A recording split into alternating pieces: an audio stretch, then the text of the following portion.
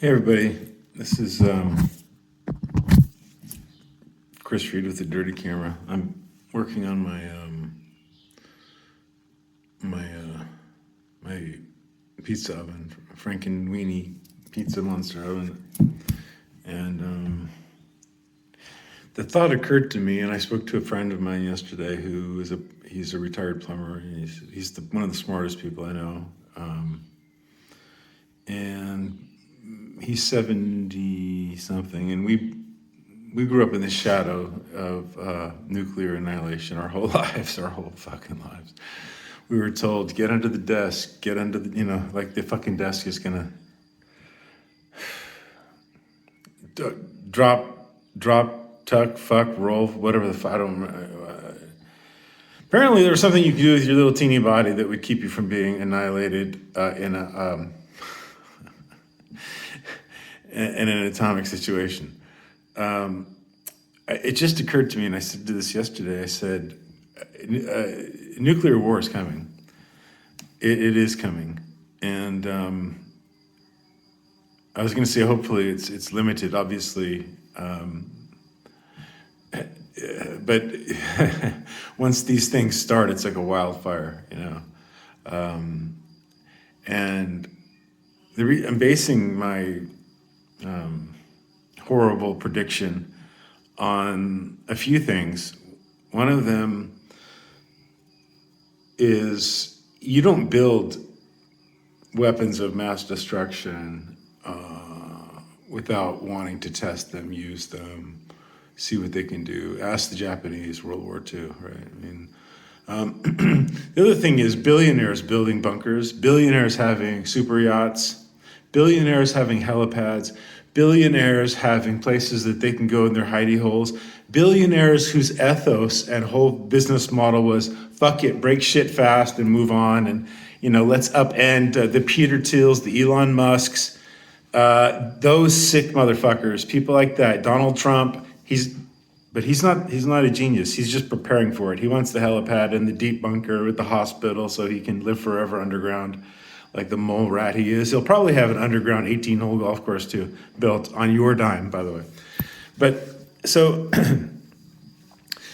my theory is this, is that for the last, seriously, in the last 30 years, I'd say, movies, zombies, World War Z, World War III, it's like they're preparing us for it. And I'm not saying that in a conspiratorial way, like they're getting us psychically ready for nuclear holocaust, because it won't do any good. Those of us who do not have bunkers and who do not have super yachts and helipads and helicopters and mansions with underground, provisions, where they can, let's see, if you're Putin or Trump's age, let's see, most you're getting is like 20 more years of life, and it's not that hard to pack an underground bunker with 20 years of heroin and caviar.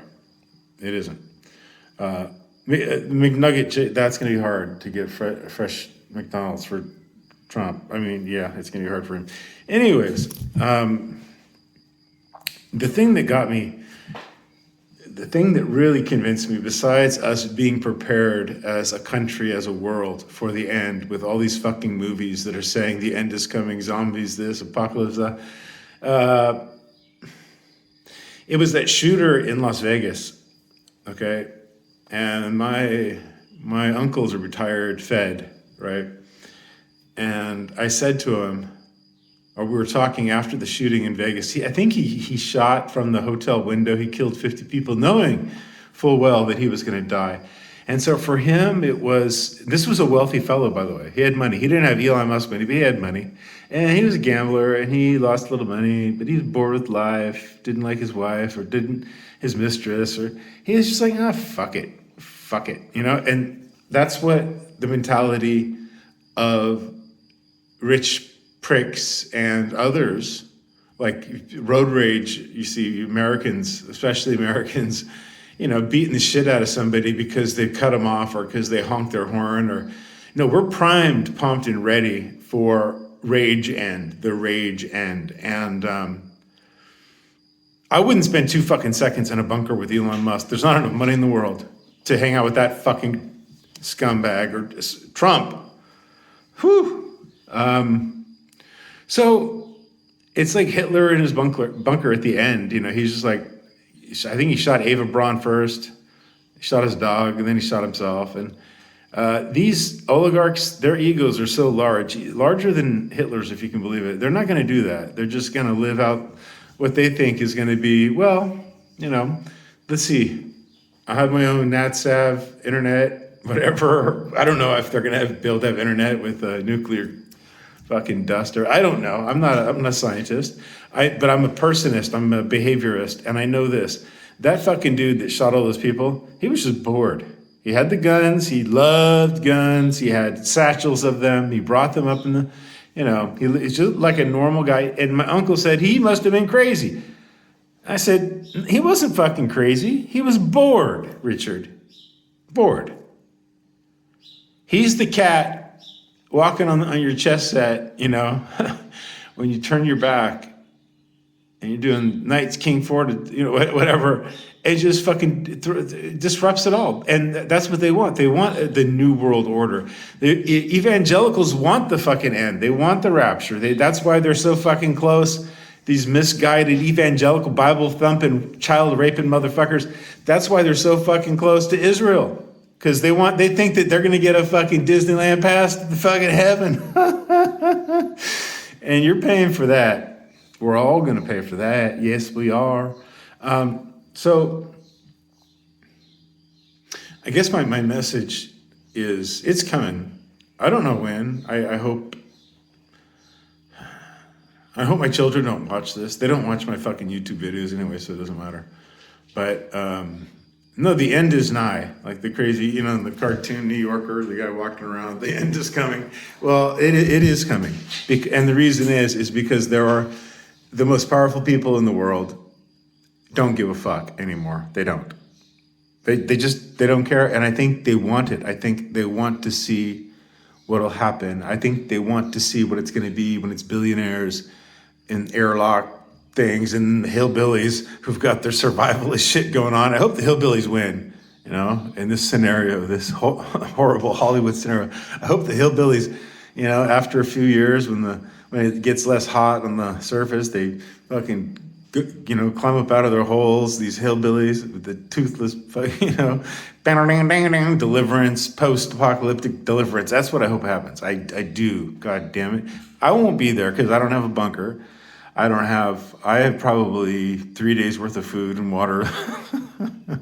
So I'm just going to die with 99.999% of humanity, which, I'm resigned to. I mean, I'm almost 60. I'm going to die anyways, But I feel sorry for everybody else who doesn't see it coming or they don't anticipate it, or maybe I don't feel sorry for them. Maybe good for them. I just don't want them to be surprised when they see that mushroom cloud, And what I really don't want is from them to say, oh, I should have hugged my kid one last time. I should have told my wife I loved her, my husband I loved him. I should have been a better human being, a better citizen. I should have, shoulda. Because at that point, the shouldas don't mean shit. All right?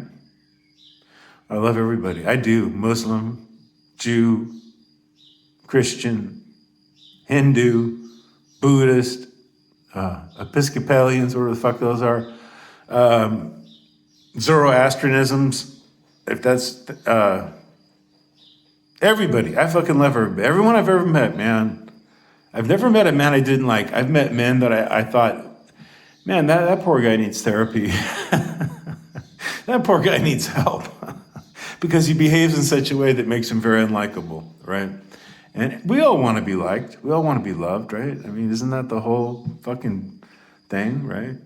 Anyways, I love you all, and I hope I'm wrong.